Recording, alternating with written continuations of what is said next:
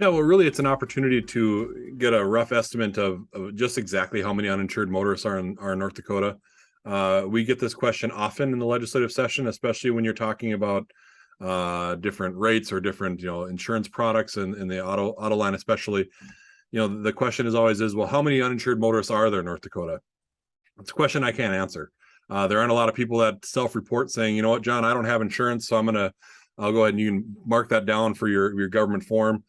And so when you ask the industry, they can say it's up to 9. They may say it's 9% with the agent community. They say it's around 20%, and then the legislature will look at me and say, "Well, John, what's the answer?" And I'll go, "I might be able to give you a rough guesstimate of what it was 2 years ago, but that's a really some poor information to make in public policy decisions on." So really, it's trying to solve that really what I think is a pretty simple question. But I think broadly, it also answers that data question. We have a lot of issues with collecting data in this industry.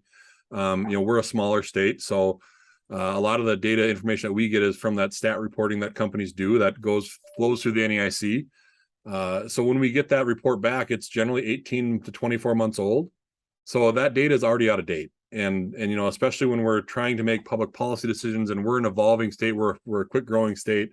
It's really hard to look at my policymakers and say, I can tell you what it was 2 years ago, and you need to rely on that for information. There's got to be a better way, and I think there's a better way, and that's kind of led to this proof of concept to say, okay, is blockchain, is openIDL an option to really kind of see if this data transfer or data analysis can happen in a quicker, more accessible format? Well, I don't know if the data collection is an obstacle necessarily. I mean, I think it's an opportunity, but I think some of the obstacles we've seen is the hesitancy from companies to really get engaged in this process. It is an unknown. There aren't a lot of companies that have a lot of experience on the blockchain or dealing with this open IDL ledger or ledger-based system.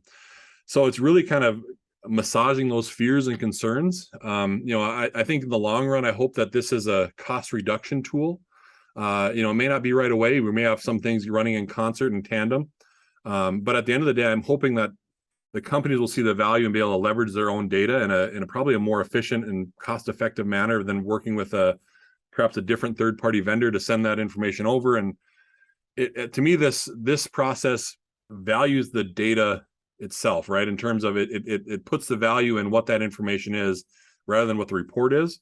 And I think for the longest time in this industry, we've had that equation flipped on its head, where I pay somebody to take my data, they analyze it, then I got to pay to get it back. And the whole time that data is what's the valuable piece. And we haven't really been able to respect that. And I think this is an opportunity to flip that on its head and also probably speed up that process. So the biggest challenge I think we've seen, again, is that hesitancy and residency from the companies to really get involved in this, because it is new. It's a new, blockchain's kind of nebulous. They haven't really dealt with it. I've got a process in place already where I can send my information and meet the standards, but it may not be as effective as they're hoping. And I think we're able to show that there's so much more that they can do with that data. Well, I think it gives our companies a chance to really work hands-on with it, and really, I think from what we've seen in the beginning stages of this process, is the first kind of meeting is, oh God, we can't do this. This is way too much. And I'm not an IT person. I've got to get my IT people in the room, and we've got to talk this out, because just think of the systems we're going to have to build. And oh my God, the cost is going to be just ridiculous and enormous. And then as we meet and we kind of get the AIS folks in, we get, my team in, and kind of talking about what this actually means and what our questions actually are. It really kind of, I think, calms everybody down, like, oh, well, we can probably do that relatively quickly. And that really doesn't seem like it's that big of a deal. So I think that's been a really good opportunity to, again, we can talk about blockchain in the theoretical space all we want, but until we start using its application, until we start exploring with it and experimenting with it, there's always going to be that hesitancy and reservation to say, God, this is new. I don't know what to do with it. And so I think really that this has really been a good opportunity for us to kind of cross that hurdle. I also think it's dipping our toe into the standardization of the data, which I think is, as you guys know, is really critically important, is setting what that data standard is. Because, when we do traditional data calls right now, we can get a whole myriad of different answers and a different formats and a different way. It's, some company may use an Excel spreadsheet, other people may be using Access or some other database system. And really trying to get everybody to talk to everybody it can be a challenge. So hopefully this is, again, we're just dipping our toe in it. And so hopefully this is the beginnings of what will probably be a long conversation on what those data standards are and what that evolves into. But again, I think we're laying the groundwork here to say this could be a real good opportunity for the industry, for the regulators, for everybody to kind of coalesce around what that data standard is, and then also being able to leverage our data in a way we've never been able to do it before. On the regulator side is really attractive to me because I'm able to ask questions that I can maybe get quick answers to, which again will help inform public policy decisions. But I think for smaller companies like the ones in North Dakota, they'll have access to formats of data they've never had before. And they may be able to come up with some creative solutions that fit the North Dakota consumer better than probably anywhere else. And so again, getting our companies to buy into that method of thinking, that there's a lot of opportunity in here for you as a company to evolve and to grow and to figure this out. And it really isn't that big of a risk to do that. It has been really a really good opportunity, I think, for our state to do that. And so I think that's that process of just having the discussion of trying to answer the question of how many VINs in North Dakota don't have insurance has really opened up their eyes to what possibilities are. So right now we've got AIS as our contract vendor on the blockchain, and they're building the nodes for us and for the companies. We're also working with North Dakota Department of Transportation, so the ND DOT. So in North Dakota, they're the keeper of all their auto registrations, and we're the keeper of well, we're not the keeper right now, but we have access to the policy information. And so getting us to work together on having the NDDOT be able to provide the VIN numbers of our state, and then us being able to marry that up with a potential policy number is kind of the main players right now at the governmental side. And then obviously the companies that are coordinating with us to provide those policy information that we can then marry up with the VIN numbers. So really it's a small subset of North Dakota auto insurers right now. I mean, it's our top 10.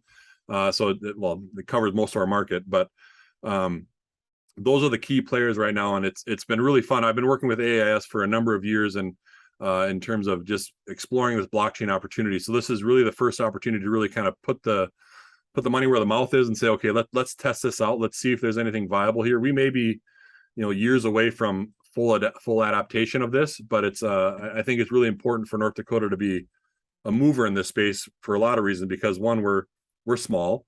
So I think it's easy for us to kind of adapt to this stuff and be able to attack this information. But I think we can also show the rest of the industry that this is something that is viable and doable in the long run. I think could be really good for the industry. I'm actually really pleased with where we're at. I think, you go back 6, 8, 9 months ago at some of our initial meetings and stakeholder discussions with the companies to say, okay, here's what we're thinking. Don't freak out. It's really not going to be that bad. Bringing everybody into a room to have some of those discussions, have some of that initial pushback of, is this secure? Is this going to be okay? How can we share this with you? And this just feels like a massive data call. And oh my God, what are you doing? And don't you know there's other ways to do this? And we can develop an IT system to do this. That again, those IT builds cost multi-millions of dollars to do that on the state side. And so once we kind of got over that initial, oh God, this is new, I don't know what to do with it. I think we've been really pleased with how the companies have responded and their engagement in it, frankly. So right now we've got the systems pretty much built. The stakeholders we're meeting, we're working. We're hoping to, we're planning for a test in November and results coming back as soon as December and January and February, and kind of being able to, again, really show the proof of concept of this. And if it's successful, hopefully that leads into other projects. I got a question the other day of, well, what legislation are you going to bring because of this? It's like, well, we don't have any legislation on the books right now for this.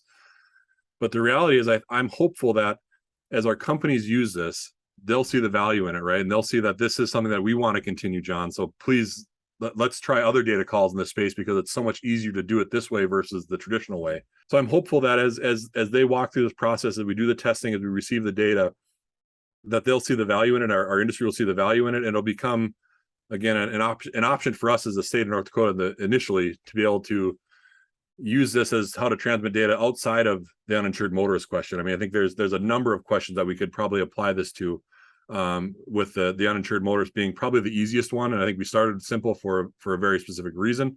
But again, long answer to say we're really pleased with how it's going.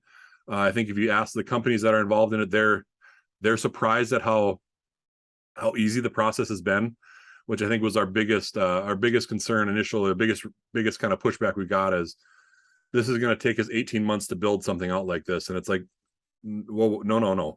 Well, it's not that hard, we promise. And the AIS has been great to work with. They've been on the ground with a lot of these companies to be able to say, okay, here's what you need to do, and walking them through it. And again, I think the realization that this is a lot easier, quicker process than our companies thought has been a godsend, frankly. Yeah, I'll give you my Pollyannish view of what I hope we get to, and I hope we get there quicker than or sooner than later. Is being able to have access to some real-time data, right? Where I go back to 6 years ago, the question I got asked from our legislature was, how many homes in North Dakota have a daycare liability policy? I can't answer that question, and I can't answer it in a meaningful time frame. I can answer it in maybe 6 months if I did a full-fledged data call. By that point, the legislature is long gone, the laws have been passed, and everything's on the books.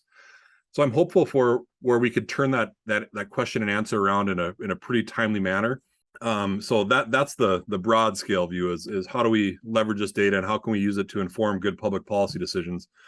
On the kind of the granular level, it's obviously to answer that uninsured motorist question. I think that's a big piece.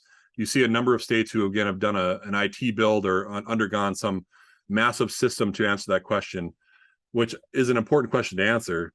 But you build an IT system to answer that one question, you get that one singular question answered.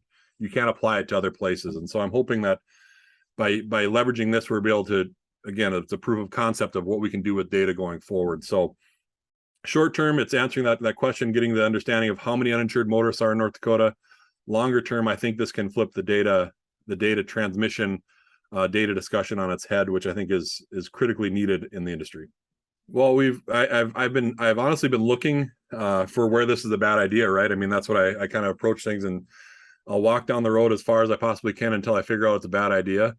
And we haven't been able to find it yet. I mean, I think it's been relatively, again, easy to use, easy to adapt to, easy to get involved with, and as long as you're willing, as long as the companies are willing to take that step and maybe think a little bit outside of the box. The companies that are doing that, I think, are going to have a massive advantage going forward. And that's what I've tried to talk with our smaller companies about is, they're tiny. We've got county mutuals who are doing this, who are engaged in this process. And this really gives them an opportunity to get on the same playing field as the bigger guys and leverage their data in a way that those guys have already been doing for years. And so the more they embrace it and adapt it and get involved in it, it builds longevity into their company. And we're really pleased with where we're at. And, we do think it's going to be, again, hopefully a model for the rest of the country. And again, shed light on the possibility of what we can do with this technology.